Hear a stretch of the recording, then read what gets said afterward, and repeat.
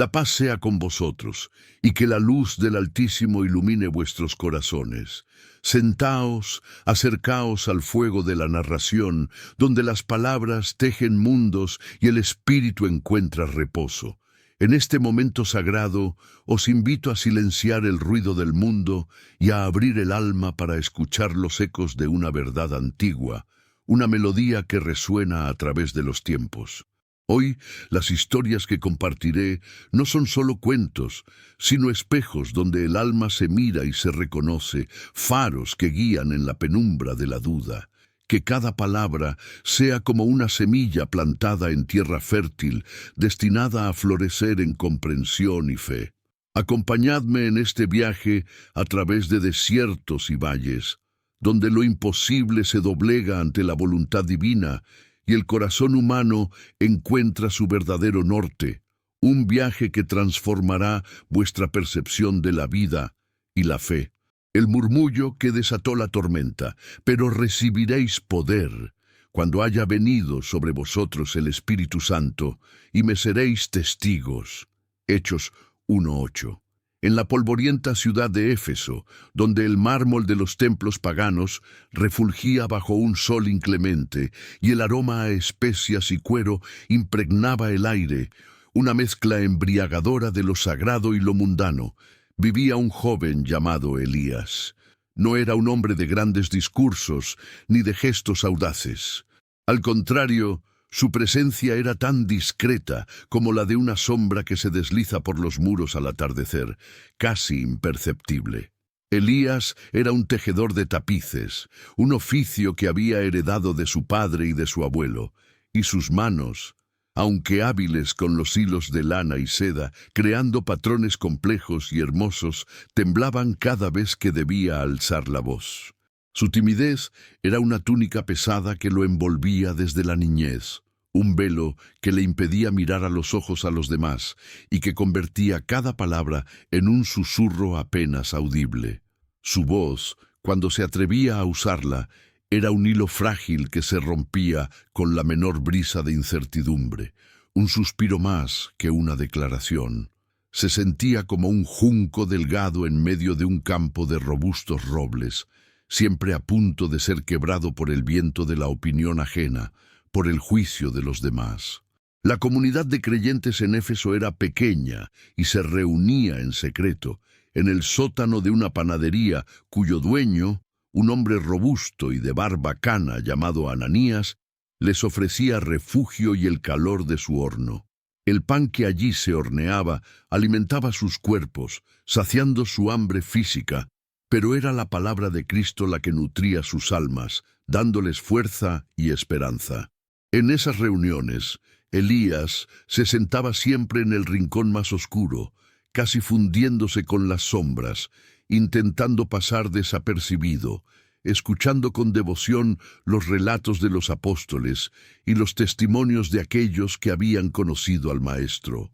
Su corazón ardía con la verdad del Evangelio, una llama silenciosa que lo consumía por dentro, un fuego que anhelaba expresarse, pero su boca permanecía sellada por el miedo. ¿Cómo podría él, un simple tejedor tartamudo, ser testigo de una fe tan grandiosa, tan transformadora? Se sentía como un instrumento desafinado en una orquesta celestial, un cántaro agrietado incapaz de contener el agua viva, un mensajero sin voz para proclamar la buena nueva, un soldado sin espada en una batalla espiritual. El dilema de Elías era un nudo apretado en su garganta, una madeja de inseguridades que lo ahogaba, impidiéndole respirar libremente.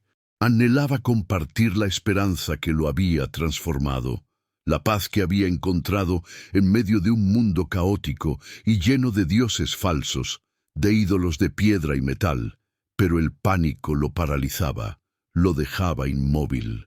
Veía la persecución en las calles, los soldados romanos patrullando con sus lanzas y escudos, sus armaduras brillando bajo el sol, infundiendo temor, los sacerdotes del templo de Artemisa mirando con desdén a cualquiera que no se postrara ante su diosa de múltiples senos, su poder amenazante. Había escuchado historias escalofriantes de creyentes arrestados, azotados sin piedad y arrojados a las bestias hambrientas en la arena del anfiteatro, sus gritos ahogados por el rugido de la multitud sedienta de sangre. El miedo era una bestia real y hambrienta que acechaba en cada esquina, y Elías no se sentía un cazador, sino una presa fácil, un cordero descarriado en un mundo de lobos, esperando su inevitable destino. Una noche, mientras regresaba a su humilde morada, una pequeña casa de adobe y madera cerca del puerto, donde el olor a sal y pescado se mezclaba con el de la tierra, sintió una mano en su hombro. Se sobresaltó, su corazón latiendo desbocado, como un pájaro enjaulado que intenta escapar desesperadamente. Al volverse, vio el rostro sereno de Bernabé, un anciano mercader que había viajado desde Antioquía y cuya sabiduría era tan profunda como las arrugas que surcaban su frente, marcadas por años de viajes, contemplación y experiencias. Bernabé no era un líder imponente, de voz atronadora, sino un hombre cuya fuerza residía en su escucha atenta y en su mirada compasiva, capaz de ver más allá de las apariencias, de penetrar en el alma. Era conocido por su don de aliento, por encontrar la chispa divina en las almas más apagadas, por levantar a los caídos con palabras de vida y esperanza. «La paz del Señor sea contigo, joven Elías», dijo Bernabé con una voz suave como el terciopelo, que acariciaba el alma y calmaba los nervios. «He notado tu silencio en nuestras reuniones. Tu espíritu es como un manantial a punto de brotar, lleno de agua viva, de verdades profundas, pero algo lo retiene, como una piedra que impide su flujo, que no lo deja salir». Elías bajó la mirada, avergonzado, sintiendo el peso de su propia cobardía y la incapacidad de expresar lo que sentía. «Padre», murmuró, su voz apenas un hilo, «mi lengua es torpe y mi corazón cobarde. ¿Cómo puedo hablar de aquel que es la palabra misma si mis propias palabras se quiebran como la arcilla seca, incapaces de formar un mensaje coherente, de transmitir la verdad que siento?» Bernabé lo invitó a sentarse en un banco de piedra bajo la sombra de una higuera centenaria, cuyas ramas se extendían como brazos protectores. La luna llena, redonda y brillante, bañaba la calle con una luz plateada, creando un oasis de calma en medio de la bulliciosa ciudad, cuyos ruidos se apagaban con la noche, dejando paso a la quietud. «Hijo mío», comenzó el anciano, su voz un bálsamo para el alma atribulada de Elías, «¿crees que el Señor elige a sus testigos por la elocuencia de sus labios o por la fuerza de sus brazos? Él no busca robles majestuosos, inquebrantables, sino cañas dispuestas a ser movidas por su aliento, por su espíritu. La fuerza que necesitas no reside en ti, en tu propia capacidad, en tu elocuencia, sino en el espíritu que Él ha prometido, un poder que te envolverá como un manto, que te dará las palabras. No es tu voz la que debe resonar, sino la suya a través de ti, un eco divino que transformará tu debilidad en fortaleza, tu silencio en un poderoso testimonio». El diálogo se prolongó bajo las estrellas, mientras las constelaciones giraban lentamente en el firmamento, testigos silenciosos de la conversación. Bernabé no le ofreció a Elías fórmulas mágicas ni discursos ensayados, sino verdades profundas que resonaban con la experiencia humana, con las luchas del corazón. En cambio, le habló del profeta Jeremías, que se sentía un niño incapaz de hablar, y sin embargo, Dios lo usó poderosamente para llevar su mensaje. De Moisés, que era tardo en el habla y torpe de lengua, pero que se convirtió en el libertador de su pueblo. De Gedeón, que se consideraba el más pequeño de su clan, el más insignificante, pero que lideró a Israel a la victoria. Le recordó que la debilidad humana es el lienzo perfecto para que Dios pinte su poder, que en nuestras flaquezas es donde su gracia se manifiesta con mayor esplendor, donde su fuerza se hace perfecta. Tu miedo es real, Elías, admitió Bernabé con una comprensión profunda. Pero no es la única realidad. Hay una verdad más grande, un poder que puede transformar tu temor en audacia, tu silencio en un grito de esperanza.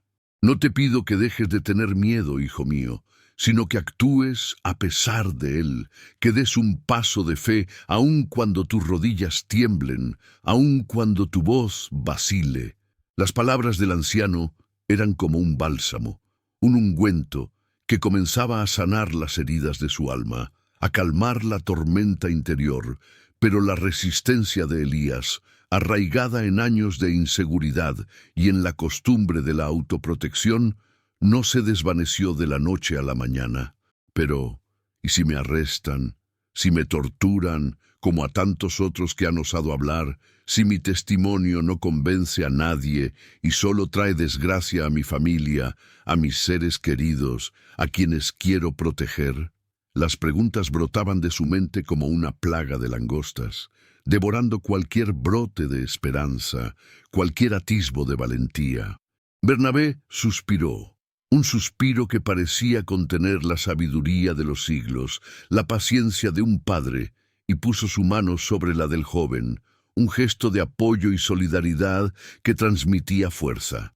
El camino del testigo no es un paseo por un jardín de rosas, lleno de fragancias y belleza, sin espinas. Es una senda de pruebas, una jornada a través del desierto, árida y desafiante, llena de peligros. Pero en ese desierto nunca caminarás solo. Cada espina en tu pie será una oportunidad para descubrir que aquel que te sostiene es más fuerte que cualquier obstáculo, que cualquier dolor, que cualquier persecución. La pregunta no es si enfrentarás dificultades, Elías, sino si permitirás que esas dificultades te definan, o si dejarás que el poder de Dios te redefina a través de ellas, transformándote en algo nuevo y más fuerte, en un instrumento de su voluntad. En los días que siguieron, Elías comenzó su propia jornada de probaciones, un peregrinaje interior tan arduo como cruzar el Sinaí, pero sin moverse de Éfeso, en el día a día de su vida. Bernabé le dio una tarea sencilla, casi trivial en apariencia, pero monumental para Elías.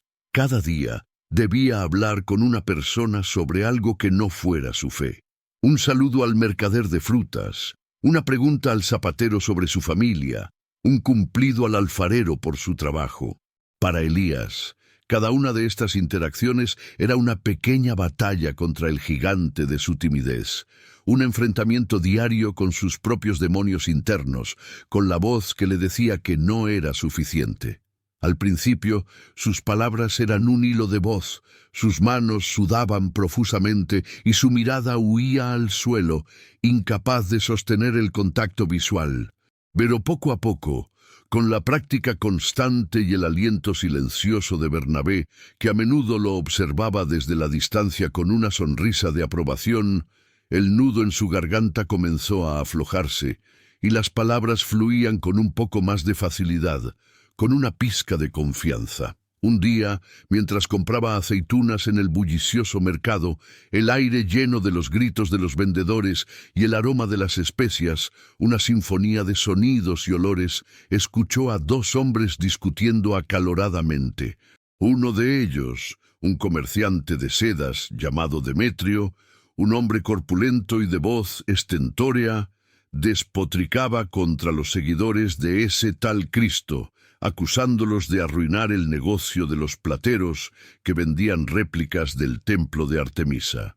Son una plaga, ateos que desprecian a nuestros dioses y amenazan nuestra prosperidad, nuestra forma de vida, nuestras tradiciones, gritaba, su rostro enrojecido por la ira y la indignación, su puño golpeando el mostrador con fuerza, atrayendo la atención de la multitud. El antiguo Elías se habría escabullido, invisible entre la multitud, buscando refugio en el anonimato, en la seguridad de no ser visto. Pero algo había cambiado en su interior. Sintió el miedo, sí, un escalofrío helado recorriendo su espalda, la vieja sensación de pánico que amenazaba con paralizarlo. Pero junto al miedo, sintió también un fuego, una urgencia que no podía ignorar, una voz interior que le decía que debía hablar, que era su momento. Recordó las palabras de Bernabé: no es tu voz, sino la suya a través de ti. Respiró hondo, llenando sus pulmones de aire, y para su propia sorpresa se acercó al tumulto, su corazón latiendo con fuerza en su pecho, pero con una extraña determinación. «Señor», dijo, su voz temblando ligeramente al principio, pero luego adquiriendo una claridad inesperada, una firmeza que sorprendió incluso a sí mismo, dirigiéndose a Demetrio. «Conozco a algunos de esos hombres y mujeres de los que habla. No son ateos. Aman a Dios con todo su corazón, un Dios que no habita en templos hechos por manos humanas, sino en el corazón de quienes lo buscan con sinceridad, con un espíritu contrito». El silencio cayó sobre el pequeño grupo, un silencio tenso y expectante, mientras todos los ojos se posaban en el tejedor. Demetrio se volvió hacia él, sus ojos entrecerrados con desprecio y una pizca de sorpresa ante la osadía del joven. «¿Y tú quién eres para defender a esa secta? Otro de ellos, un seguidor de ese falso profeta, un traidor a nuestras costumbres». Elías sintió que todas las miradas se clavaban en él, como dagas, intentando intimidarlo. El pánico amenazó con ahogarlo, con arrastrarlo de nuevo a las profundidades de su timidez, a la oscuridad de su silencio. Pero entonces una extraña calma lo invadió, una fuerza que no era suya, que parecía venir de lo más profundo de su ser, de una fuente divina. «Soy Elías, un tejedor», respondió, y por primera vez en su vida miró a un extraño directamente a los ojos, sin pestañear, sin desviar la mirada, con una convicción inquebrantable.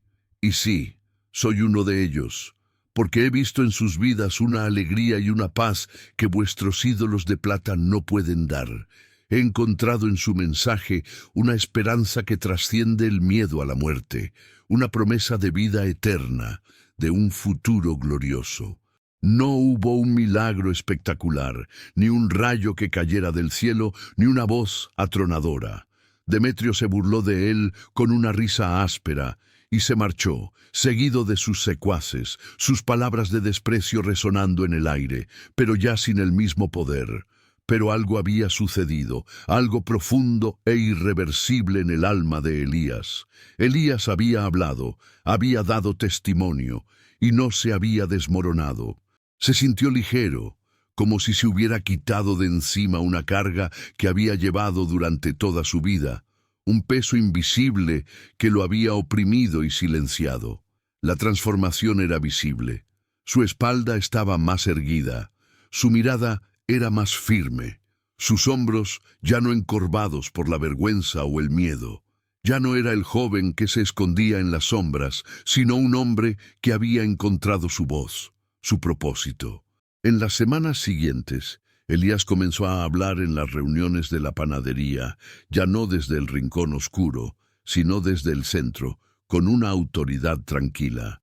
Al principio compartía breves pensamientos, reflexiones sobre los tapices que tejía y cómo los hilos de diferentes colores, al entrelazarse con paciencia y habilidad, creaban una imagen hermosa y compleja, al igual que las vidas de los creyentes, con sus alegrías y tristezas, sus pruebas y sus victorias, tejían el plan de Dios, un diseño maestro. Su voz ya no era un susurro apenas audible, sino un murmullo claro y constante que cautivaba a quienes lo escuchaban, llenándolos de esperanza y de una nueva comprensión. Su timidez no había desaparecido por completo, era parte de su esencia, de su humildad, pero ya no era su dueña. Se había convertido en una humildad que daba más poder a sus palabras, una autenticidad que resonaba con la verdad, que tocaba los corazones. La comunidad comenzó a reconocer el cambio en él, a ver la luz que irradiaba de su interior, la fuerza que había encontrado. Ananías, el panadero, le pedía a menudo que compartiera sus pensamientos, que ofreciera una palabra de aliento, de sabiduría. Los niños se sentaban a sus pies, con los ojos bien abiertos, fascinados, mientras él les contaba las parábolas del maestro, usando sus hilos de colores para ilustrar las historias, haciendo que cobraran vida ante sus ojos. Elías, el tejedor silencioso, se había convertido en Elías, el narrador de la esperanza, el portador de la luz, el tejedor de historias divinas. Su legado no fue la construcción de una gran iglesia, ni la conversión de multitudes con discursos elocuentes y grandilocuentes. Su legado fue más sutil, más profundo, más duradero. Fue el coraje que inspiró en otros, la chispa que encendió en corazones temerosos, la semilla de la valentía. Un joven mercader, al escucharlo, se atrevió a hablar de su fe con sus clientes, a pesar del riesgo de perder su negocio. Una viuda anciana encontró la fuerza para visitar y consolar a los enfermos y a los que sufrían, llevando esperanza donde antes solo había desesperación. El murmullo de Elías había desatado una tormenta de pequeños actos de valentía, una reacción en cadena de testimonios silenciosos pero poderosos que fortalecieron a la comunidad desde dentro, como raíces que se extienden bajo tierra, invisibles pero firmes, sosteniendo el árbol de la fe. Muchos años después, cuando Elías era ya un anciano de cabellos blancos, su rostro surcado por las arrugas de una vida bien vivida, llena de propósito, un joven se le acercó después de una reunión. «Maestro Elías», le dijo con admiración, sus ojos brillando con respeto y anhelo, «tu fe es como una montaña, inquebrantable. Yo, en cambio, soy débil y temeroso. No creo que pueda ser un buen testigo. No tengo tu fuerza, tu convicción». Elías sonrió. Una sonrisa que iluminaba las arrugas de su rostro, una sonrisa llena de sabiduría y compasión. Puso su mano sobre el hombro del joven, tal como Bernabé había hecho con él tantos años atrás. Un gesto que cerraba un círculo, que transmitía una herencia espiritual. «Hijo mío», le dijo, su voz ahora firme y clara, resonando con la autoridad de la experiencia. «Esta montaña que ves fue una vez un grano de arena temblando en el viento, a punto de ser arrastrado, de desaparecer. No fue mi fuerza la que la construyó, sino el poder de aquel que nos prometió. Un poder que se manifiesta en nuestra debilidad, que nos transforma. Pero recibiréis poder cuando haya venido sobre vosotros el Espíritu Santo y me seréis testigos». Y en esas palabras, el joven encontró la misma chispa de esperanza que Elías había encontrado años atrás, la promesa de una fuerza que no era suya, sino divina. El mosaico inesperado.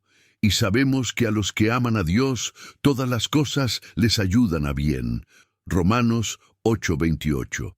En las colinas ondulantes de Galilea, salpicadas de olivos centenarios y viñedos que se extendían hasta donde la vista alcanzaba, un paisaje de una belleza serena y atemporal, se encontraba la pequeña aldea de Caná, un lugar donde la vida transcurría al ritmo lento de las estaciones, marcada por el ciclo de la siembra y la cosecha, por las tradiciones ancestrales. Allí vivía una familia encabezada por Caleb, un alfarero de manos fuertes y corazón noble, cuya habilidad para moldear el barro era reconocida en toda la región, y su esposa, Lía, una mujer de espíritu dulce y mirada serena, cuyo amor era el ancla de la familia. Tenían 3 hijos. El mayor, Josué, fuerte y trabajador como su padre, con una mente práctica y un don para la organización, siempre pensando en cómo mejorar las cosas. La del medio, Sara, soñadora y con un don innato para la música, sus dedos danzaban sobre la lira y su voz era como el canto de los pájaros, melodiosa y llena de vida. Y el pequeño, Benjamín, un niño curioso y travieso, cuyos ojos brillaban con la chispa de la vida y una insaciable sed de conocimiento, siempre explorando y preguntando. Eran una familia unida, cuyo amor por Dios era el centro de su hogar, el barro con el que moldeaban sus días, la argamasa que unía sus vidas y les daba sentido. Sin embargo, una serie de eventos aparentemente desafortunados comenzó a poner a prueba su fe, como una tormenta que se cierne sobre un campo recién sembrado, amenazando con destruir la cosecha y toda la esperanza. Todo comenzó cuando una sequía prolongada, la peor en décadas, agrietó la tierra hasta convertirla en un mosaico de dolor y desesperación, y secó el arroyo del que Caleb obtenía el barro para su alfarería. Las vasijas, cántaros y platos, que eran el sustento de la familia, su única fuente de ingresos, dejaron de producirse. Los hornos se enfriaron. El taller quedó en silencio, un silencio ominoso. Caleb intentó buscar arcilla en otros lugares, caminando leguas bajo un sol abrasador, sus sandalias levantando nubes de polvo, pero regresaba cada atardecer con las manos vacías y el corazón apesadumbrado, la desesperación comenzando a anidar en su pecho como un ave de mal agüero. La preocupación se instaló en la casa como un huésped no deseado, su sombra cubriendo cada rincón, apagando la alegría. Poco después, Josué, mientras ayudaba a un vecino a reparar el techo de su casa, un trabajo que hacía para ganar unas pocas monedas y contribuir al sustento familiar, resbaló y cayó desde una altura considerable, rompiéndose una pierna de forma aparatosa. El sanador de la aldea hizo lo que pudo, aplicando ungüentos y entablillando el miembro, pero el veredicto fue claro y cruel. Josué no podría trabajar en el campo ni realizar tareas pesadas durante muchos meses, quizás un año entero, un tiempo que parecía una eternidad. La principal fuente de ingresos de la familia, que ahora dependía de los jornales que Josué ganaba, se desvaneció como el agua en la tierra sedienta, dejando un vacío aún mayor en sus ya mermadas finanzas. La desgracia parecía haberse encaprichado con ellos, como un perro rabioso que no los soltaba, persiguiéndolos sin tregua. Una noche, una zorra astuta se coló en el pequeño corral y mató a las pocas gallinas que les proporcionaban huevos, un lujo que ahora se había convertido en una necesidad vital. Y para colmo de males, Sara, cuya voz era la alegría de la casa, el canto que ahuyentaba las penas y llenaba de melodía sus días, contrajo una fiebre que le afectó la garganta, dejándola afónica y sumida en una profunda tristeza. La música se apagó en el hogar de Caleb y Lía, y el silencio se hizo pesado y opresivo, un manto de melancolía que los cubría a todos, sumiéndolos en la desesperación. La familia se reunía cada noche para orar, sus voces unidas en súplica, sus corazones clamando al cielo, pero sus oraciones se sentían como piedras lanzadas a un pozo sin fondo, sin eco, sin respuesta, como si Dios los hubiera abandonado. Señor, ¿por qué nos has abandonado? ¿Qué hemos hecho para merecer esta cadena de desgracias? Sollozaba Lía, su rostro oculto entre sus manos, las lágrimas empapando su túnica, su fe tambaleándose.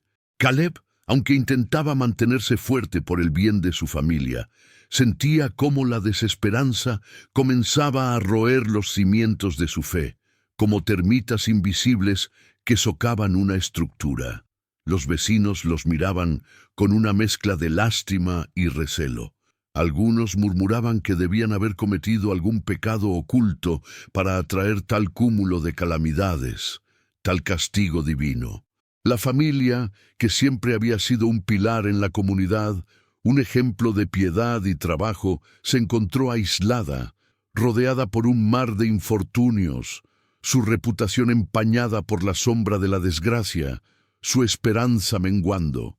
En medio de esta oscuridad, cuando la esperanza parecía haberse extinguido por completo, cuando la fe se sentía como un rescoldo a punto de apagarse, apareció en la aldea un anciano viajero llamado Samuel.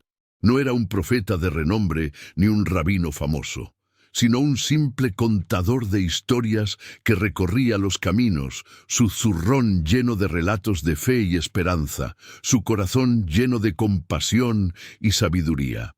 Su túnica estaba raída y sus sandalias gastadas por innumerables jornadas, pero sus ojos poseían una sabiduría tranquila y una chispa de alegría que parecía inmune a las dificultades del mundo, a las penas de la vida.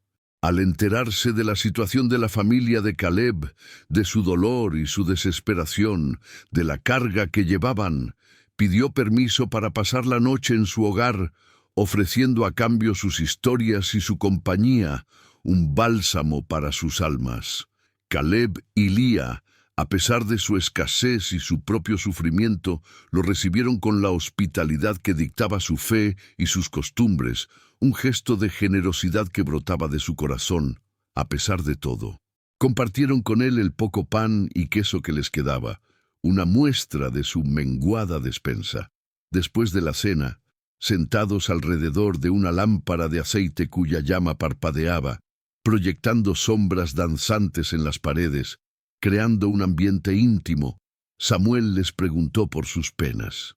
Con lágrimas en los ojos y la voz quebrada por la emoción, Lía le relató la cadena de desastres que los había golpeado, uno tras otro, sin tregua, sin explicación aparente.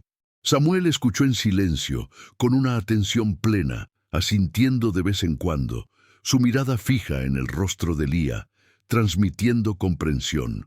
Cuando ella terminó, no ofreció palabras de consuelo vacías ni explicaciones teológicas complejas que pudieran sonar huecas o insinceras. En su lugar, sacó de su zurrón una pequeña bolsa de cuero, gastada por el uso, y la vació sobre la mesa de madera. De ella cayeron docenas de pequeños trozos de cerámica de diferentes colores y formas, fragmentos rotos de vasijas que no habían soportado el fuego, azulejos que se habían partido al ser colocados, pedazos de mosaicos que habían sido descartados por imperfectos, por no cumplir las expectativas. «Mirad estas piezas», dijo, su voz resonando con una calma profunda que llenaba la habitación, captando la atención de todos. Cada una de ellas es un fracaso, un error, un desecho, un trozo de una vasija que se rompió en el horno, un azulejo que se partió al ser colocado, un fragmento de un mosaico que fue descartado por no encajar, por ser considerado inútil. Por sí solas, son inútiles, feas, un recordatorio de la imperfección, de lo que no salió bien, de lo que se perdió. Luego, con una paciencia infinita, comenzó a ordenar las piezas sobre la mesa. Sus manos expertas, acostumbradas a ese arte, se movían con una gracia hipnótica, como las de un mago que revela un truco. Poco a poco, ante los ojos asombrados de la familia, los fragmentos rotos comenzaron a formar una imagen. Un trozo azul se convirtió en parte de un río que fluía, uno verde en la hoja de un árbol frondoso, uno rojo en el pétalo de una flor vibrante. El caos de piezas rotas se estaba transformando en un hermoso mosaico que representaba un paisaje lleno de vida, un jardín florecido bajo el sol, una obra de arte inesperada. A menudo, continuó Samuel, sin dejar de trabajar, sus ojos brillando con una luz especial, una profunda sabiduría, vemos nuestras vidas como estos fragmentos dispersos, vemos la sequía, la pierna rota, las gallinas muertas, la voz perdida. Vemos solo la rotura, el dolor, la pérdida, el desastre, la calamidad. Y nos preguntamos dónde está Dios en medio de todo esto. ¿Por qué permite que sucedan estas cosas? ¿Por qué nos abandona? Pero el divino artista es un maestro en el arte del mosaico. Él toma las piezas rotas de nuestras vidas, los eventos que nos parecen desastrosos y sin sentido, y los une con sabiduría y amor para crear una obra de arte que nunca podríamos haber imaginado, un diseño perfecto que solo Él puede ver en su totalidad, un plan que va más allá de nuestra comprensión.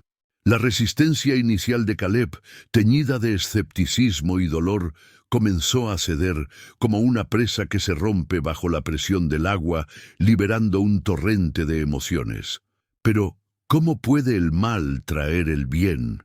¿Cómo puede el sufrimiento tener un propósito, un significado, una razón de ser?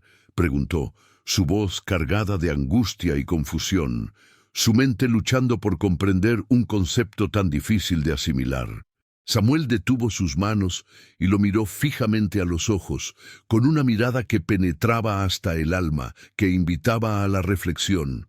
No siempre entendemos el diseño del artista mientras estamos en medio de las piezas rotas. Nuestra visión es limitada, como la de un niño que solo ve un fragmento de un gran tapiz sin comprender la imagen completa. Solo vemos el fragmento oscuro que tenemos en la mano, el dolor inmediato, no el lugar perfecto que ocupará en el cuadro final, en la obra maestra que se está creando. La fe no es entender el porqué de cada pieza, Caleb, sino confiar en la mano del artista que las une, confiar en que al final el resultado será hermoso y tendrá sentido, aunque ahora no podamos verlo, aunque ahora solo sintamos el dolor de la rotura, la incertidumbre del camino. La jornada de probaciones de la familia no terminó esa noche, pero algo fundamental cambió en sus corazones, en su perspectiva. La visita de Samuel fue como abrir una ventana en una habitación cerrada y oscura. No eliminó la oscuridad de golpe, pero dejó entrar un rayo de luz, una esperanza tenue pero real, una nueva forma de ver las cosas. Inspirados por la metáfora del mosaico, decidieron cambiar su perspectiva. En lugar de lamentarse por lo que habían perdido, comenzaron a buscar las oportunidades que se escondían en sus dificultades, los hilos de oro que podían tejer en su nuevo tapiz, en su nueva vida. Caleb, al no poder encontrar arcilla en el arroyo, recordó una vieja leyenda que su abuelo le contaba sobre un tipo de tierra de colores que se encontraba en las cuevas de una montaña cercana, una tierra que nadie usaba porque era difícil de trabajar, demasiado dura, demasiado rebelde, poco maleable. Impulsado por la necesidad y por una nueva chispa de esperanza, se aventuró a la montaña.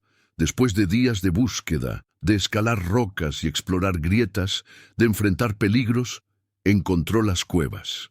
La tierra era, en efecto, difícil de moldear, pero con paciencia y nuevas técnicas que tuvo que inventar, experimentando día y noche, con ensayo y error, descubrió que al cocerse adquiría unos tonos vibrantes y únicos, ocres profundos, rojizos intensos y azules celestiales que nunca había visto en la alfarería tradicional.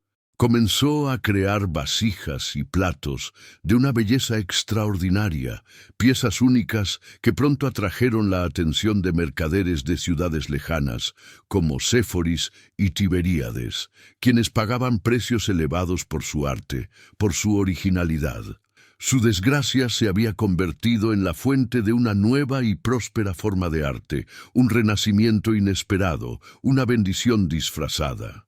Josué, confinado en casa con su pierna rota, se sentía inútil y frustrado, su energía contenida y sin salida, su espíritu inquieto.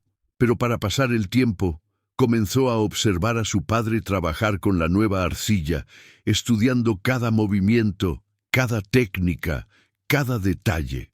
Con su mente analítica y su don para la organización, empezó a diseñar nuevos hornos que distribuían el calor de manera más uniforme, reduciendo drásticamente el número de piezas que se rompían durante la cocción, optimizando el proceso. También ideó herramientas ingeniosas para modelar la difícil arcilla con más precisión y menos esfuerzo, haciendo el trabajo más eficiente. Su accidente, que parecía una tragedia sin sentido, lo había transformado en un innovador que perfeccionó el negocio familiar y lo llevó a un nuevo nivel de eficiencia y calidad, demostrando que incluso en la inmovilidad se puede encontrar un propósito, una nueva forma de contribuir. Sara, sin su voz, se sumió en el silencio, un silencio que al principio fue doloroso y opresivo, una pérdida que la consumía. Pero en ese silencio, sus otros sentidos se agudizaron, su oído se volvió más fino, su percepción más profunda, su sensibilidad se intensificó. Comenzó a prestar más atención a los sonidos de la naturaleza, el canto melodioso de los pájaros al amanecer, el susurro del viento en los olivos, el ritmo constante de la lluvia al caer, la sinfonía del mundo. Un día, tomó una flauta de caña que había pertenecido a su abuelo y tímidamente comenzó a tocar. Descubrió que podía expresar sus emociones y sus sueños más profundos a través de la música instrumental de una manera que nunca había logrado con su voz, que la música era un lenguaje universal. Sus melodías, melancólicas y a la vez llenas de esperanza, conmovían a todos los que las escuchaban, trayendo consuelo y belleza a sus vidas. La pérdida de su voz la había llevado a encontrar su verdadera vocación musical, una que traería consuelo y alegría a muchos y que resonaría en los corazones de la gente de Caná por generaciones. Incluso la pérdida de las gallinas tuvo una consecuencia inesperada.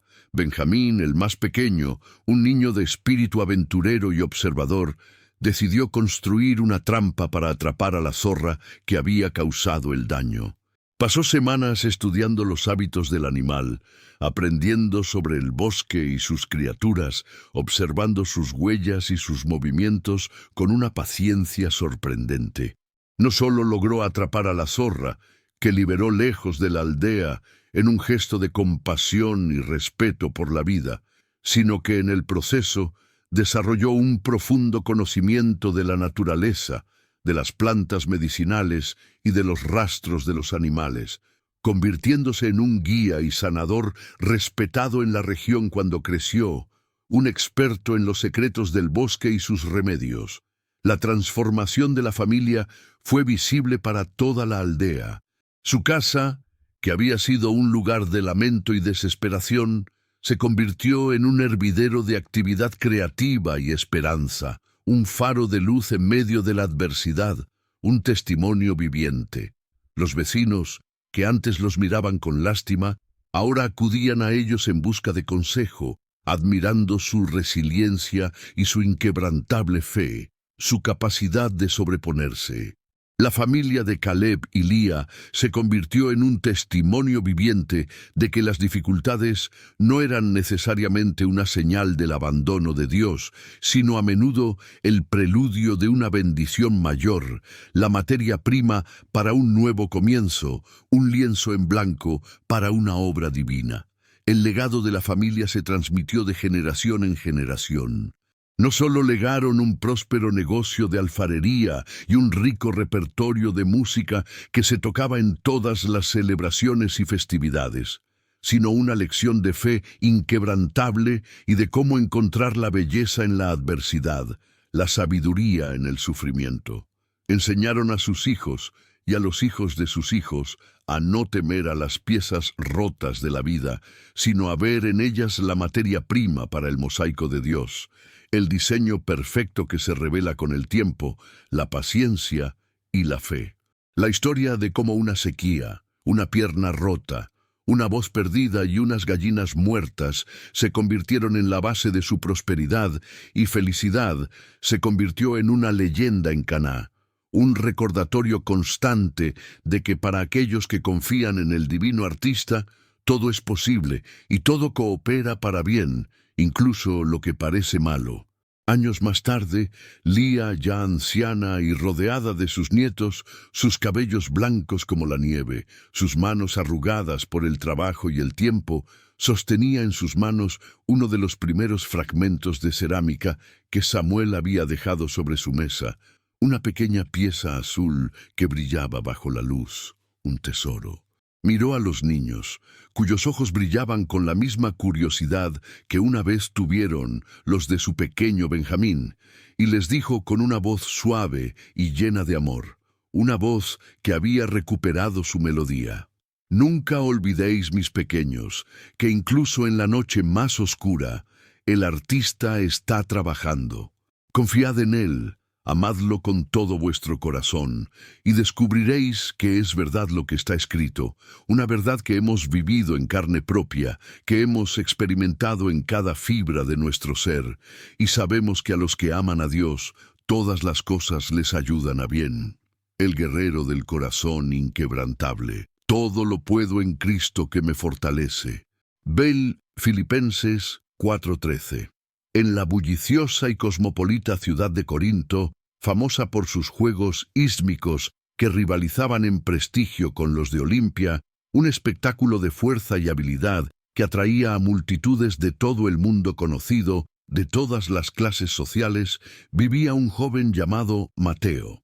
Desde niño, su sueño había sido uno solo, una obsesión que lo consumía, que lo impulsaba cada día: convertirse en el más grande pancraciasta de su tiempo. El pancracio, una brutal combinación de lucha y boxeo, sin reglas claras, era la prueba definitiva de fuerza, habilidad, resistencia y astucia, un verdadero desafío para el cuerpo y la mente. Mateo poseía un talento natural para la disciplina, una agilidad felina y una fuerza descomunal. Su cuerpo era una escultura de músculos y tendones, forjado con años de entrenamiento riguroso, de disciplina férrea. Su mente, un laberinto de estrategias y tácticas, siempre un paso por delante de sus oponentes, anticipando sus movimientos. Antes de cumplir los 20 años, ya había ganado varios torneos menores y los entrenadores más reputados de la ciudad, hombres curtidos en 1000 batallas, predecían para él un futuro glorioso en la arena, un nombre que sería recordado por generaciones, un campeón legendario. Pero el destino, a menudo un auriga caprichoso que se burla de los planes humanos, que tuerce los caminos, tenía otros planes. Durante un entrenamiento particularmente intenso, un movimiento en falso, un giro desafortunado en un combate simulado y un dolor agudo como un rayo, le partió la pierna izquierda. La lesión fue devastadora. Un crujido que resonó en todo el gimnasio, un sonido que marcó el fin de una era. Los mejores médicos de Corinto, con sus ungüentos y sus conocimientos, agotaron su ciencia, pero el resultado fue un veredicto tan frío y duro como el mármol de los templos. La pierna sanaría, sí, pero nunca recuperaría su antigua fuerza y agilidad. Mateo podría caminar, cojeando ligeramente, pero la carrera, el salto, la explosividad requerida para el pancracio, el arte de la lucha, todo eso se había ido para siempre.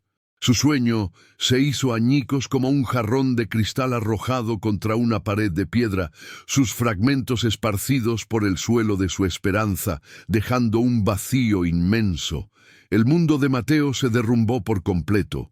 El joven atleta, antes vibrante y lleno de confianza, con una sonrisa en los labios y una mirada desafiante, se convirtió en una sombra de sí mismo.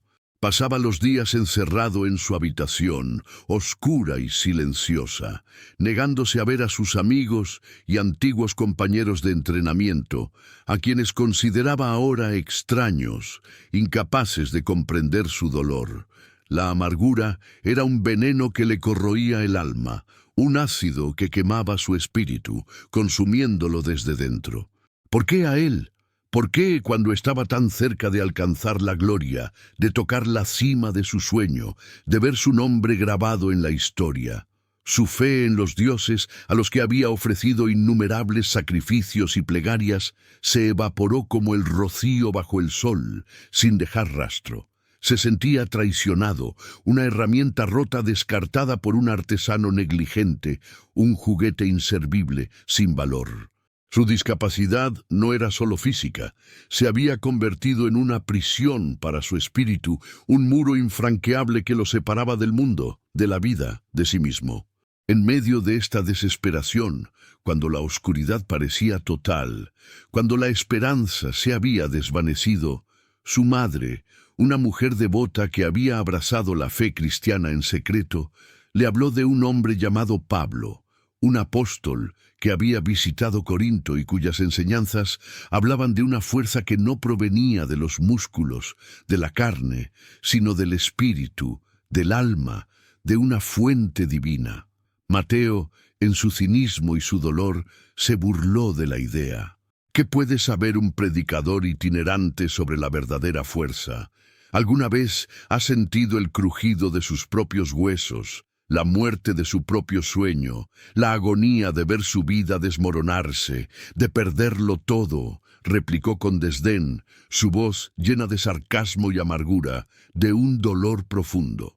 Fue entonces cuando conoció a Silas, un anciano carpintero que formaba parte de la pequeña comunidad cristiana de la ciudad. Silas no era un atleta ni un filósofo de renombre.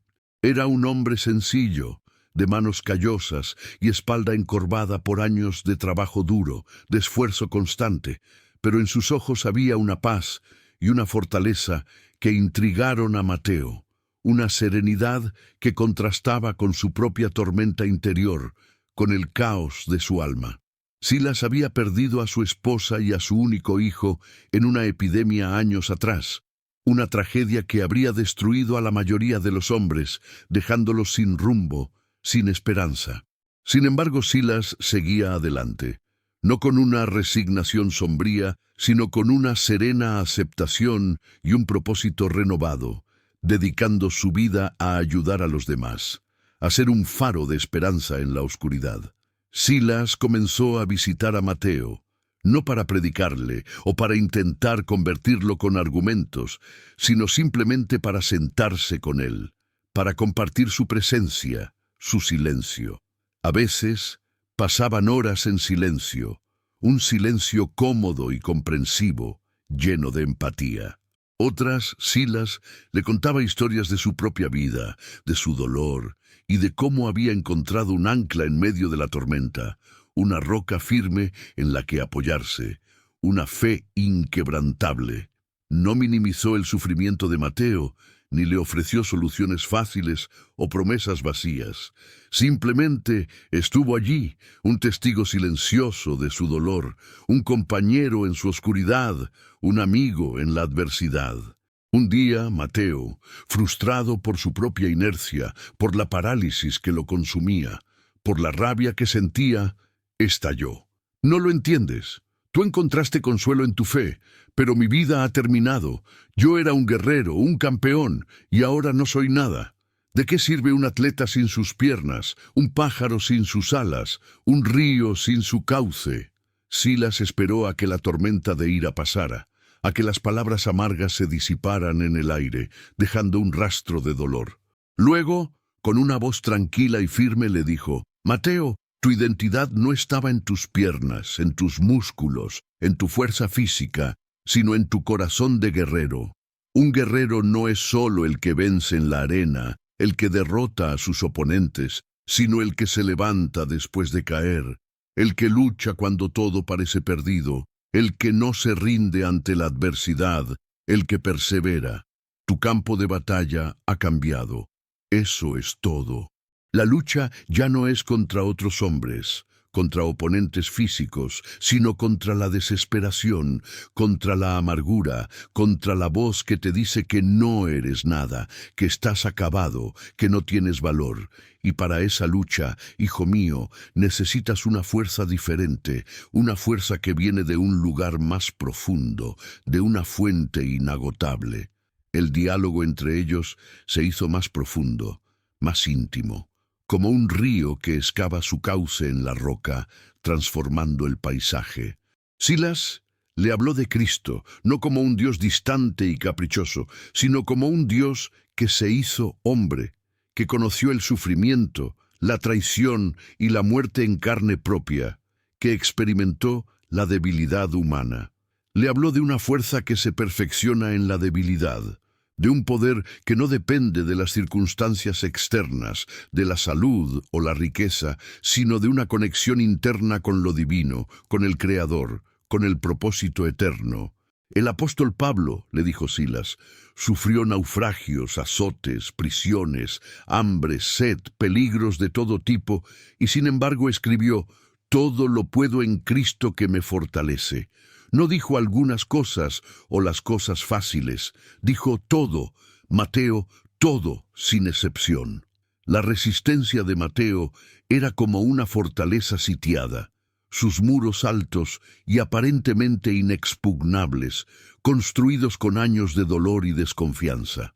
Las palabras de Silas eran como piedras lanzadas por una catapulta, golpeando los muros de su amargura una y otra vez, buscando una grieta, un punto débil. Son solo palabras, replicaba Mateo, con un tono de voz que denotaba su escepticismo, su incredulidad. Fáciles de decir para quien no está atrapado en un cuerpo inútil, para quien no ha perdido su razón de ser, su identidad, su propósito en la vida. Entonces, no me escuches a mí, respondió Silas un día, con un brillo en los ojos que denotaba su profunda fe, su convicción inquebrantable. Escucha a tu propio corazón de guerrero. Vas a dejar que una pierna rota te derrote. Vas a rendirte en la batalla más importante de tu vida, la batalla por tu propia alma, por tu espíritu, por tu futuro. Esa pregunta fue el punto de inflexión, la chispa que encendió una nueva llama en el corazón de Mateo, una llama de esperanza y determinación. Despertó algo en él, un eco de su antiguo yo, del luchador que se negaba a ser vencido, a ser derrotado, a aceptar la derrota.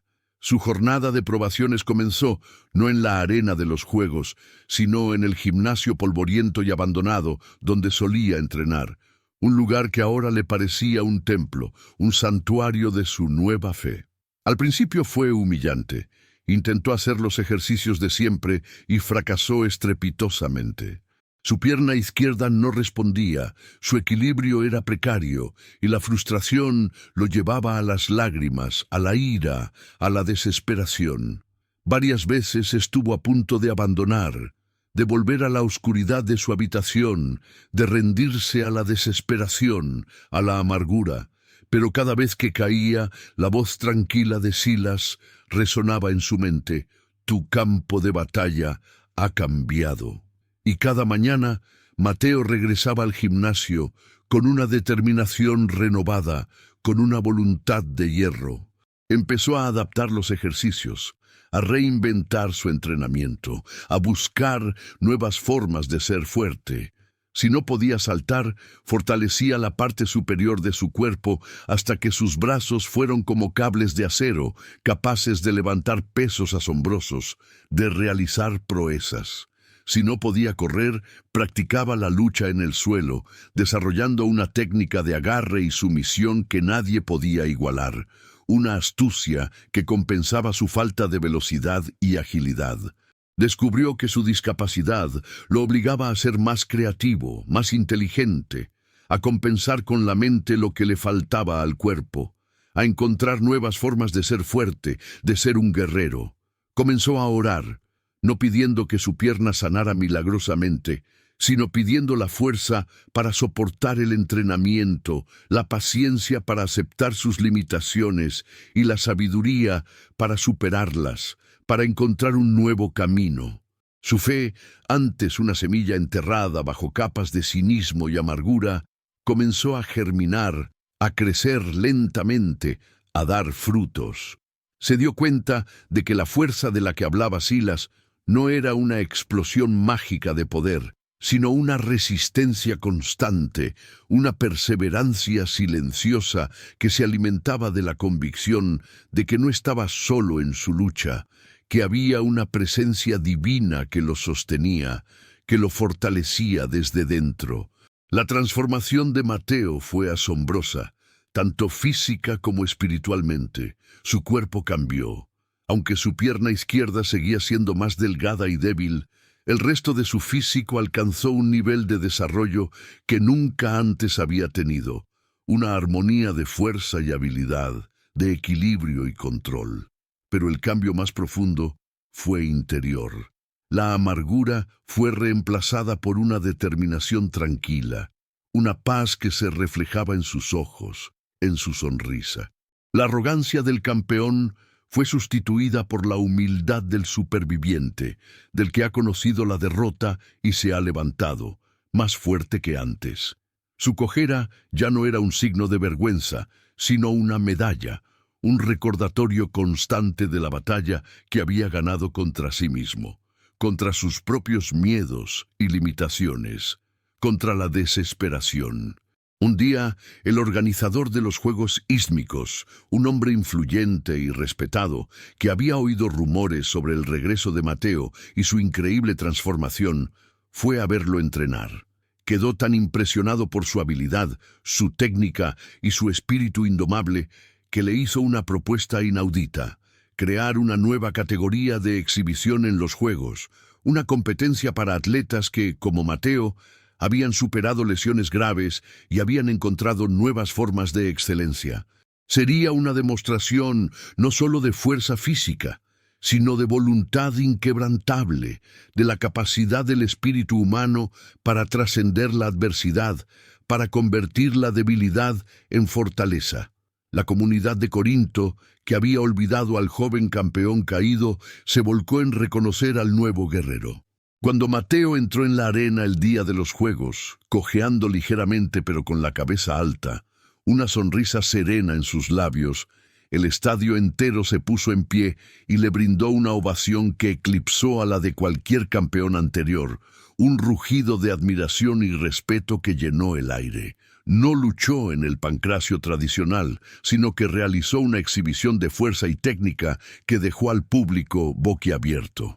Levantó pesos que hombres con 2 piernas sanas apenas podían mover. Demostró llaves de sumisión de las que era imposible escapar, su cuerpo moviéndose con una gracia y una precisión asombrosas, una danza de fuerza y control. Su actuación no fue una demostración de superioridad, sino un testimonio de resiliencia, de fe, de la victoria del espíritu sobre la carne, de la voluntad sobre la limitación. El legado de Mateo trascendió la arena. Se convirtió en un mentor para otros jóvenes que habían sufrido reveses en sus vidas, no solo atletas, sino también artesanos, soldados y comerciantes, personas de todas las clases sociales y condiciones. Les enseñó que las limitaciones físicas no tenían por qué ser limitaciones del espíritu, que la verdadera fuerza reside en el corazón, en la fe, en la determinación. Fundó un gimnasio donde entrenaba a personas con todo tipo de discapacidades, adaptando los ejercicios a sus necesidades y, lo más importante, infundiéndoles la misma fe y determinación que lo habían salvado a él, que lo habían transformado. Su historia se convirtió en una leyenda en Corinto, un faro de esperanza para todos aquellos que se enfrentaban a desafíos aparentemente imposibles. Un recordatorio de que la fe puede mover montañas, de que no hay límites para el espíritu humano cuando se conecta con lo divino. Muchos años después, un joven al que le faltaba un brazo y que se había convertido en un formidable luchador bajo la tutela de Mateo, le preguntó: «Maestro, ¿cómo lo hiciste? ¿Cómo encontraste la fuerza para volver después de haberlo perdido todo? Después de que tu sueño se hiciera pedazos, después de que la vida te golpeara tan duramente». Mateo, ya un hombre maduro, con el cabello canoso y una mirada llena de paz, de sabiduría, señaló su propia pierna y luego su corazón. «Mi fuerza no vino de aquí», dijo tocando sus músculos, «sino de aquí», dijo tocando su pecho, donde latía su corazón, donde residía su fe. Descubrí que mi debilidad era el lugar perfecto para que una fuerza mayor se manifestara, una fuerza divina, inagotable. Descubrí que el verdadero poder no reside en lo que nuestro cuerpo puede hacer, sino en lo que nuestro espíritu puede soportar cuando confía plenamente en aquel que nos fortalece, en aquel que nos da la victoria. Porque es verdad lo que el apóstol nos enseñó, una verdad que he vivido cada día de mi vida, que ha sido mi ancla y mi guía. Todo lo puedo en Cristo que me fortalece. El huésped inesperado a la puerta del corazón. He aquí, yo estoy a la puerta y llamo. Si alguno oye mi voz y abre la puerta, entraré a él y cenaré con él y él conmigo. Apocalipsis 3:20. En la próspera y decadente ciudad de la Odisea, donde las aguas termales brotaban de la tierra, alimentando sus famosos baños y sus balnearios de lujo, y la riqueza de sus bancos y su industria textil, especialmente la de lana negra, era motivo de orgullo y envidia en todo el imperio. Un símbolo de su poder económico, vivía un hombre llamado Zacarías. Era un comerciante de lana, uno de los más ricos y respetados de la ciudad, su nombre sinónimo de fortuna y éxito. Su casa era una villa imponente, con patios de mármol pulido, fuentes que murmuraban melodías acuáticas y habitaciones adornadas con los más finos tapices traídos de Oriente, de seda y oro.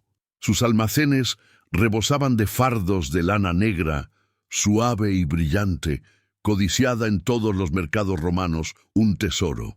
Zacarías tenía todo lo que un hombre podía desear en términos materiales: riqueza, influencia, poder y el respeto superficial de sus conciudadanos. Sin embargo, en medio de su opulencia, era un hombre profundamente solo, un alma aislada en su propia fortaleza, prisionero de su propia riqueza. Su vida era una fortaleza, construida con muros de rutina inquebrantable y desconfianza férrea, una barrera contra el mundo exterior. Cada día era idéntico al anterior. Una repetición monótona y predecible. Se levantaba al amanecer, antes de que el sol asomara por el horizonte. Revisaba meticulosamente sus libros de cuentas, cada cifra en su lugar. Supervisaba a sus trabajadores en los talleres de teñido, donde el aire estaba impregnado de olores fuertes y el bullicio era constante.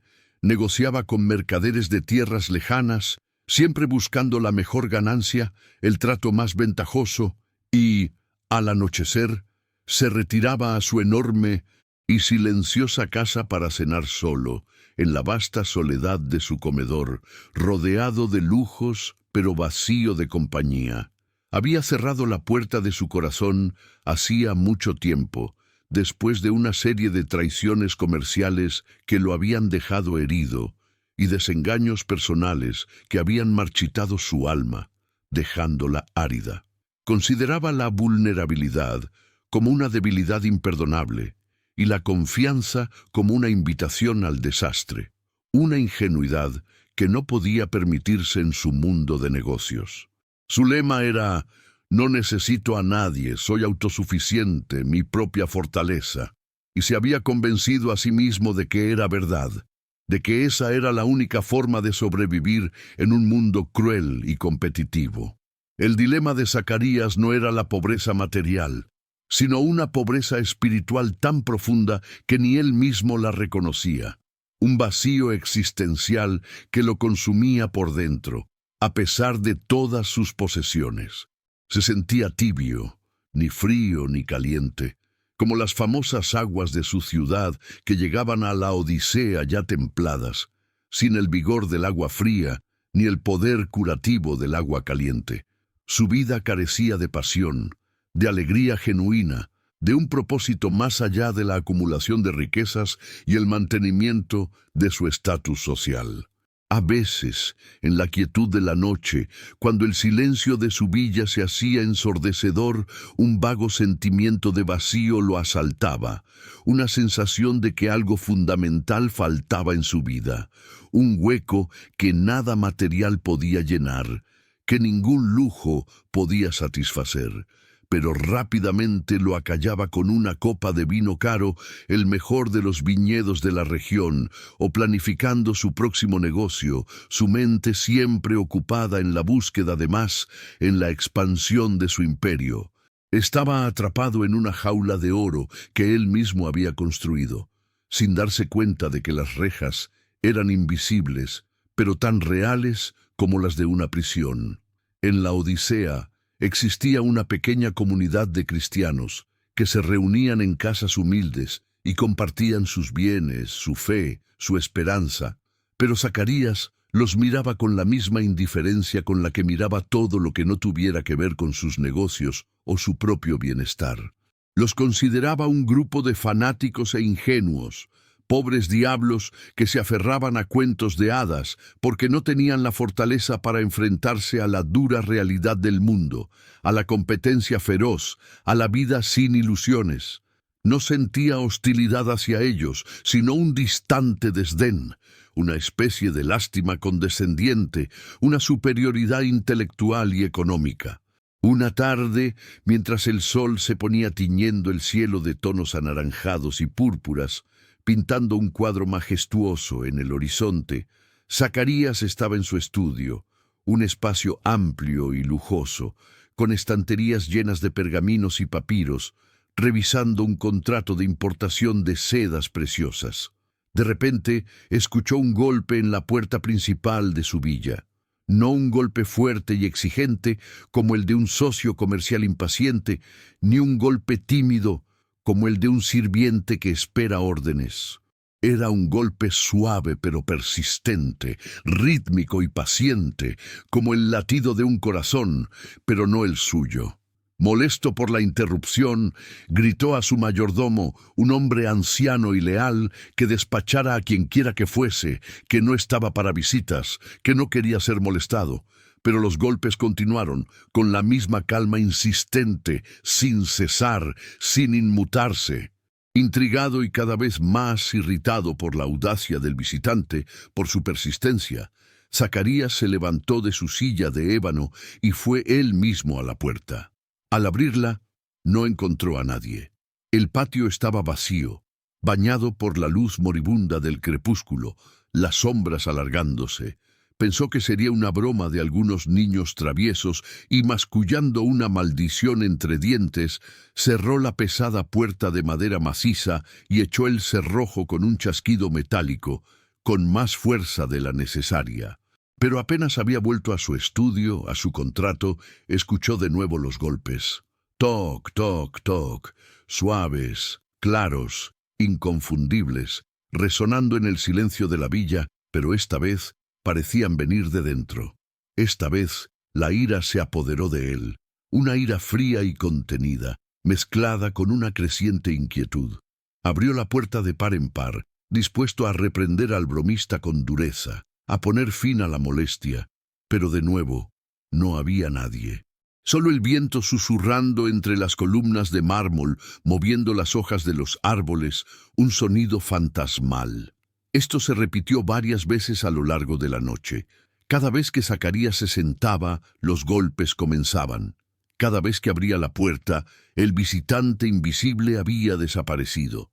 No era un sonido físico. Se dio cuenta con un escalofrío que le recorrió la espalda, un escalofrío de comprensión. Los golpes no resonaban en la madera de la puerta, sino en algún lugar más profundo, en el interior de su propia alma, en el centro de su ser, en su conciencia. Atormentado por este fenómeno inexplicable, por esta llamada persistente, Zacarías no pudo dormir. La imagen de la puerta y los golpes persistentes se repetía en su mente, una y otra vez, sin descanso. La mañana siguiente, con los ojos enrojecidos por la falta de sueño y una extraña inquietud en su corazón, una sensación de vacío que no podía ignorar, se cruzó en el mercado con una anciana llamada Lidia. Era una de las cristianas, una viuda de aspecto humilde que se ganaba la vida vendiendo las verduras de su pequeño huerto, siempre con una sonrisa en los labios, una paz en su mirada. Normalmente, Zacarías la habría ignorado, pasando de largo con su aire de superioridad, pero en su desesperación y confusión algo lo impulsó a detenerse, a buscar una respuesta, una explicación a lo inexplicable. Lidia, al ver su rostro demudado, su expresión de angustia, le preguntó con una genuina preocupación que lo desarmó por completo, que rompió sus defensas. «Señor Zacarías, parecéis atribulado. Vuestro semblante refleja una gran pena. ¿Hay algo que os pese en el corazón, algo que os quite el sueño, que os perturbe?» Impulsivamente, Zacarías, para su propia sorpresa, le contó la extraña historia de los golpes en la puerta, la voz que no era voz, el visitante invisible. Esperaba que la anciana se riera de él, que lo tomara por loco o que lo juzgara por su superstición. En cambio, Lidia lo escuchó con una seriedad solemne y una sonrisa apenas perceptible en sus labios. Una sonrisa que denotaba comprensión y sabiduría, sin juicio. Cuando él terminó, ella no le ofreció una explicación racional o científica. Simplemente lo miró con sus ojos claros y sabios, que parecían ver más allá de lo evidente, hasta el fondo de su alma. «Zacarías», dijo con una voz suave, pero llena de autoridad, de convicción, «hay puertas que no se abren con las manos, con llaves o cerrojos, sino con el corazón, con la voluntad, con la entrega, y hay visitantes que no esperan en el umbral de nuestras casas, en el mundo físico, sino en el de nuestras almas, en el santuario interior de nuestro ser. El maestro del que te he hablado a menudo tiene una extraña costumbre. Nunca fuerza una cerradura, nunca irrumpe sin permiso, nunca impone su presencia.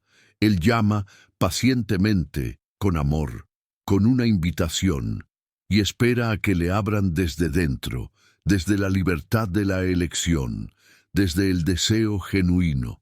El diálogo entre ellos continuó en los días siguientes, un intercambio que se convirtió en un bálsamo para el alma atormentada de Zacarías, una luz en su oscuridad. A pesar de su escepticismo arraigado, se sentía extrañamente atraído por la paz que irradiaba Lidia, por su serenidad inquebrantable, por la autenticidad de su fe. Se reunían en el pequeño jardín de la anciana, entre plantas de tomates que maduraban bajo el sol, y hierbas aromáticas que perfumaban el aire, creando un ambiente de calma y reflexión. Lidia no intentó convertirlo con argumentos teológicos complejos o dogmas. Le habló de su propia vida, de su soledad tras la muerte de su esposo, de su dolor y su vacío, y de cómo, en su momento de mayor oscuridad, había escuchado un llamado similar, una invitación a abrir la puerta de su corazón a un amor que no traiciona y a una compañía que nunca abandona, a una fe que lo sostenía y le daba sentido. Pero, ¿abrir la puerta a qué?, protestó Zacarías, su resistencia inicial manifestándose como una coraza de pragmatismo y miedo, una defensa contra lo desconocido. ¿A la debilidad? ¿A la dependencia? He construido mi vida sobre la autosuficiencia, sobre mi propia fuerza, sobre el control. Abrir la puerta es invitar al caos, al dolor, a la incertidumbre, a perder lo que he construido. Al contrario, Zacarías, respondió Lidia con dulzura, su voz llena de convicción y sabiduría. Cerrar la puerta es lo que te ha mantenido prisionero, lo que te ha aislado del verdadero gozo, de la verdadera vida. Crees que estás a salvo en tu fortaleza de oro y lana, pero en realidad estás en una celda, una prisión invisible construida por tus propios miedos. Abrir la puerta no es un acto de debilidad, sino el acto de mayor valentía que un hombre puede realizar, el acto más revolucionario, el más liberador. Es admitir que no eres autosuficiente, que necesitas algo más que oro y lana para llenar el vacío de tu alma, para encontrar la plenitud. Es invitar a la vida con toda su luz y sus sombras a entrar y cenar contigo, a compartir tu mesa y tu corazón, a transformar tu existencia. La jornada de probaciones de Zacarías fue una lucha interna, silenciosa y agónica, una batalla en las profundidades de su ser, entre su orgullo y su anhelo. Los golpes en la puerta de su corazón continuaban, a veces como un susurro apenas audible, a veces como un trueno que resonaba en todo su ser sin dejarlo en paz. Se resistía con todas sus fuerzas, aferrándose a sus viejas costumbres, a su identidad de hombre de negocios. Se sumergió en el trabajo con más ahínco, organizó fiestas extravagantes en su villa, compró nuevos lujos, joyas y obras de arte. Todo para acallar esa llamada persistente, esa voz interior que no lo dejaba en paz, que lo inquietaba. Pero el vacío solo se hacía más grande, más profundo, más insoportable. Su riqueza se sentía como ceniza en sus manos, sin sabor, sin valor real, sin capacidad de llenar su alma. Una noche, sentado solo en su opulento comedor, ante una mesa llena de manjares que no podía probar, que le parecían insípidos, sin gusto, se sintió más solo y miserable que nunca. Los golpes resonaron en su interior, más claros y apremiantes que nunca, una melodía insistente que ya no podía ignorar, y en ese momento Zacarías se rindió, no con una sensación de derrota o de fracaso, sino con un profundo anhelo de paz, de un descanso para su alma, de una liberación. Cerró los ojos y en el silencio de su corazón susurró una sola palabra, llena de significado, de entrega. Entra. No hubo un destello de luz cegador ni un coro de ángeles que descendiera del cielo. Solo una profunda y abrumadora sensación de paz, una calidez que se extendió por su pecho y disolvió el nudo de hielo que había sido su corazón durante tantos años, liberándolo de su prisión. Sintió como si un huésped largamente esperado, un amigo fiel, un salvador, hubiera entrado por fin en su casa, se hubiera sentado a su mesa y le hubiera sonreído con amor incondicional, con una aceptación total. Por primera vez en décadas, Zacarías lloró. No lágrimas de tristeza o de arrepentimiento, sino de alivio, de gratitud, de regreso a casa, a su verdadero hogar, a su verdadera esencia. La transformación de Zacarías fue radical y visible para toda la Odisea.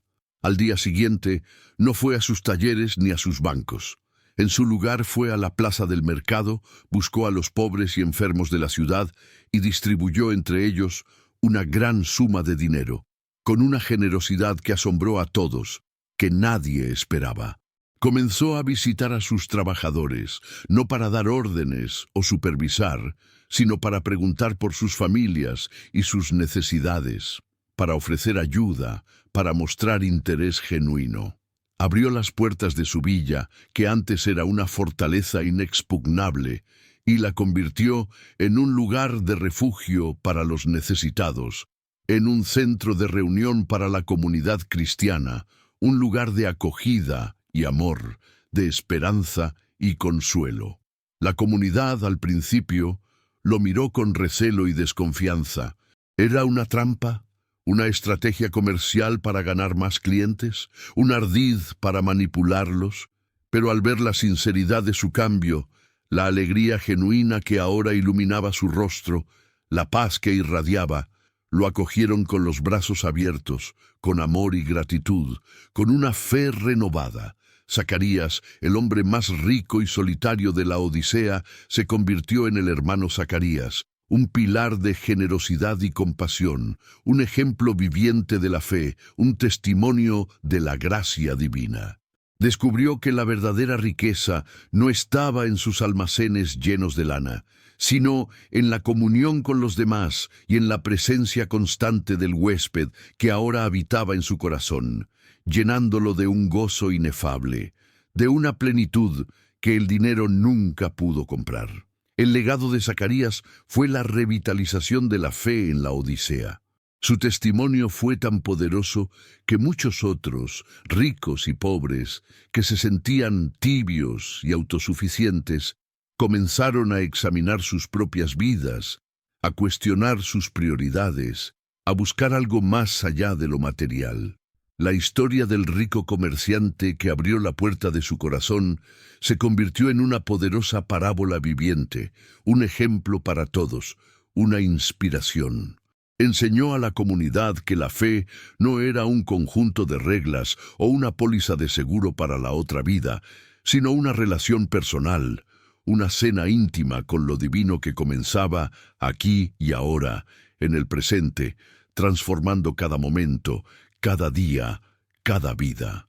Muchos años después, Zacarías, ya anciano, con el rostro surcado por las arrugas de la sabiduría y la paz, estaba sentado en su jardín con un joven comerciante que, como él en el pasado, estaba lleno de ambición y vacío por dentro, buscando respuestas, buscando un sentido a su existencia.